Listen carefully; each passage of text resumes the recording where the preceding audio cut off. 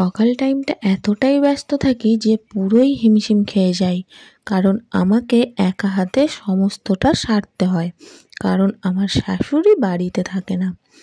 নমস্কার, কেমন আছো সবাই? আশা করি খুব ভালো আছো। আর আমিও তোমাদের ভালোবাসায় ও ঈশ্বরের আশীর্বাদে অনেক অনেক ভালো আছি। সকাল সকাল উঠে বাসি পাট সেরে নিচ্ছি। এই যেমন ঘর মোছা, বাসন মাজা, উনুন শাল নাতা দেওয়া সব কিছু কমপ্লিট করে নিয়েছি। আমার শাশুড়ি মা দিয়ে গেছে বড় একটা মাছ। তোমরা বলো দেখি এইটা কি মাছ? আর হ্যাঁ, আরও এক ধরনের মাছ দিয়ে গেছে, এটার নামটাও বলো কিন্তু। আমি জানি না, তাই চুনো মাছ বলছি, কারণ ছোট ছোট সাইজের মাছগুলোকে চুনো মাছ বলতে শুনেছি। এটা কিন্তু অনেক ছোট সাইজের চিংড়ি মাছ ছিল। আর এই বড় মাছটার পাখনাগুলো এত কাঁটার মতন শক্ত ছিল, যার জন্য কাটতে গিয়ে আমার দুটো হাতের বুড়ো আঙুলেই কেটে গেছে। বাই দ্য ওয়ে, আমি কিন্তু মাছ কাটতে খুব ভালোবাসি। আমার মাছ কাটতে কোনো সমস্যা হয় না, কিন্তু মাছের নামটাই ঠিকঠাক জানি না। তো যাই হোক, ফাইনালি মাছটা আমার কাটা হয়ে গেছে। এবার চলো ধুয়ে নিই। দেখো তো মাছটা কি ভালো করে পরিষ্কার করে ধুতে পেরেছি কিনা। আর এই চুনো মাছটাকেও যতটা সম্ভব পরিষ্কার করে ধুয়ে নিয়েছি।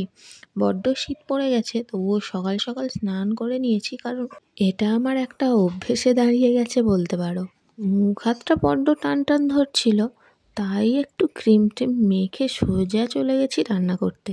কারণ সংসারের আর কিছু করো না করো, খাওয়ার জন্য নিত্যদিন রান্না করতেই হবে।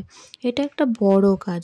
রান্না করতে সময় লাগে 2-3 ঘন্টা, আর খেতে সময় লাগে বড় জোর 15 মিনিট। তো মাছে সুন্দর মতো নুন হলুদটাও মাখিয়ে নিয়েছি, এবার একে একে ভেজে নেব। আর আমি জানো তো, রান্নার আগেই সবজি টবজি ভালো করে কেটে কুটে জোগাড় করে রাখি, কারণ রান্নার সময় না হলে বড্ড হুটোপাটি লেগে যায়। আজকে না মাছটার পেটি বার করিনি, চাকা চাকা করেই কেটেছি। আচ্ছা, তোমাদের মাছের কোন অংশ বেশি পছন্দ আমাকে জানিও।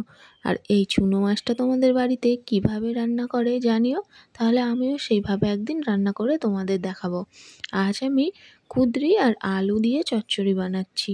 তো ফাইনালি আমার মাছ ভাজা হয়ে গেছে। সেই তেলেরই ওপরে একটু পাঁচফোড়ন দিয়ে তাতে দিয়ে দেবো পেঁয়াজ কুচি। তার ওপরে চুনো মাছটা দিয়ে একটু নেড়েচেড়ে লাল লাল হয়ে এলে সবজিটাকে তুলে দেব। ভালো করে নেড়েচেড়ে দিয়ে দেবো নুন, হলুদ, লঙ্কা, ধনে গুঁড়ো, জিরে গুঁড়ো দিয়ে ভালো করে কষিয়ে জল দিয়ে ঢাকা দিয়ে দেব সবজিটা সেদ্ধ হওয়ার জন্য। আর এদিকে আমার ভাতটাও হয়ে গেছে, ফ্যানটাও ঝেড়ে নিয়েছি। জানো তো, এই চুনো মাছটার চচ্চড়িটা না হেব্বি লেগেছিলো খেতে। তো চলো, এই বড় মাছটা আজ রান্না করেছি ওলকপি, আলু ও টমেটো দিয়ে।